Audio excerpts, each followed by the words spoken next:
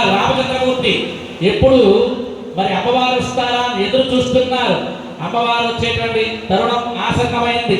ఆనాడు మేనమామలందరూ కూడా దగ్గరగా ఉండి పద్మప్రియే పద్మిని పద్మహస్తే, వివాహంలో మరి ఎందుకు పెడతారండి అంటే లక్ష్మీ స్వరూపంగా ఉండేటువంటి అమ్మవారు కమలంలో ఉంటుంది కదా, కూర్చున్నటువంటి ఆ కమలాదేవిని చక్కగా కూర్చోబెట్టి తీసుకొస్తున్నారట. ఇప్పుడంటే బంగారు బొమ్మ రావేలి అన్నారు. మరి అమ్మవారు ఆనాడు సీతాదేవి చక్కగా అలా వస్తుండగా సమస్తమైనటువంటి మునులందరూ కూడా ఆమె ఆశీర్వదిస్తూ ముత్తైదులందరూ కూడా ఎదురు వస్తూ జనక మహారాజు గారు దంపతులు ముందుగా వచ్చారండి.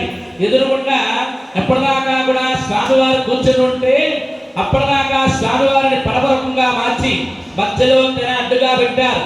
అక్కడ అమ్మవారిని తీసుకొస్తున్నారు. భజించే ఒక్కసారి అమ్మవారిని వచ్చేటువంటి తరుణంలో నాదస్వర భేరీ తాళంలో చక్కగా అలరిస్తున్నారు, అమ్మవారిని ఆరాధిస్తున్నారు.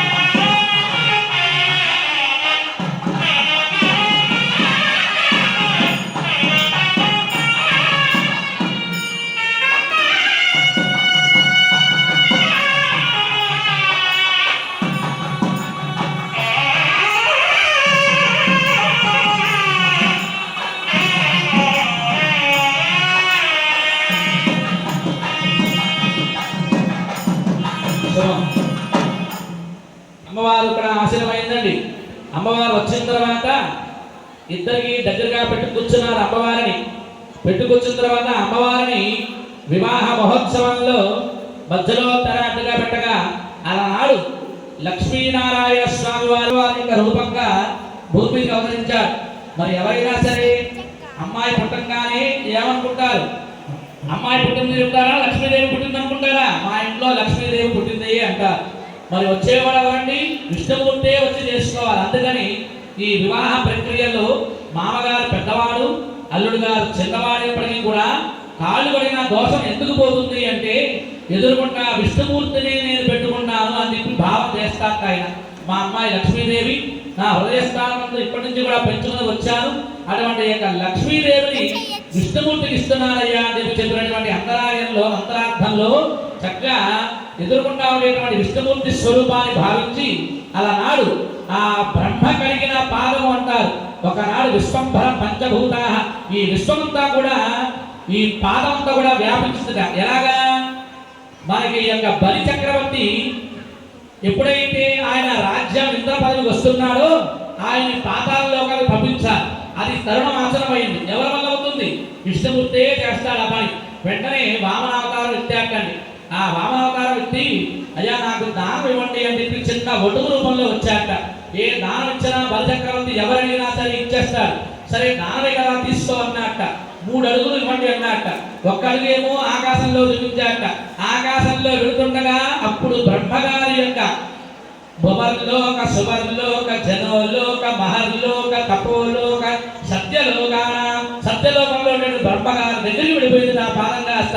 ఆ పాదం వెళ్ళంగానే ఒక్కసారి బ్రహ్మగారు చూశారు. ఆహా ఏమి నా భాగ్యము, నేను పుట్టినటువంటి ప్రదేశం. ఎందుకంటే విష్ణుమూర్తి నుంచే పుట్టాడు బ్రహ్మగారు కదా, మా తండ్రి గారి యొక్క పాదం ఇక్కడికి వచ్చింది కదా, ఇలా వదిలేస్తానా అని చెప్పి తన కమండలంలో నీళ్లుని చక్కగా ఆ స్వామివారి యొక్క పాదాన్ని ఆయనే స్వయంగా కడుగుతారని అందుకే అంటారు అన్నమాచార్య కీర్తనలో బ్రహ్మ కలిగిన పాదము ఈ పాదం అని చెప్పి. అటువంటి రీతిగా ఆనాడు బ్రహ్మగారే స్వయంగా కలిగినటువంటి పాదాన్ని ఈనాడు జనక మహారాజు గారు కలిగినట్టుగా ఇక్కడ శ్రీ గారు మొదల గోపాలస్వామి వారి యొక్క అర్చక పర్యవేక్షణ మొత్తం గ్రామానంతా కూడా పర్యవేక్షించేటువంటి వారు ఎదురుకుండా ఉండగా వారి ముందు కూడా మేము చెబుతున్నాం కాబట్టి అప్పుడప్పుడు కూడా వారి యొక్క గొంతులు కూడా కలుగుతూ చక్కనటువంటి వ్యాఖ్యానంతో ఉపమానాలతో ఈ కార్యక్రమాన్ని ముందుకు తీసుకొస్తుంది ఆ కోరు ప్రార్థిస్తూ స్వామివారి యొక్క దివ్య కళ్యాణంలో పాద ప్రక్షాళన కార్యక్రమాన్ని ఏర్పాటు చేశాం.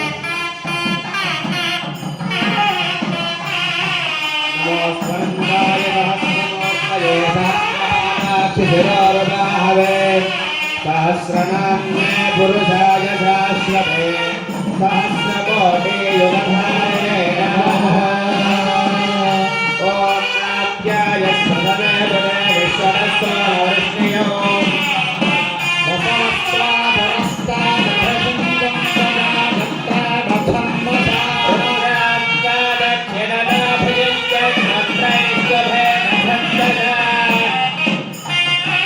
Abhishekam Dvajata Mathambasa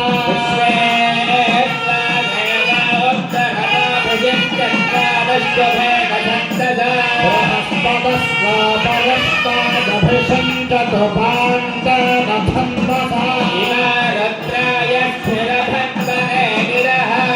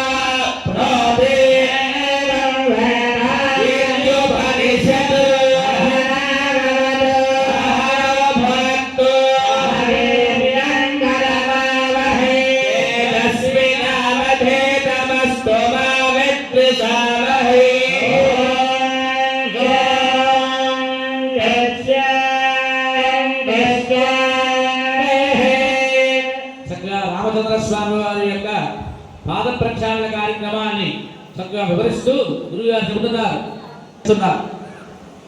ఇక్కడ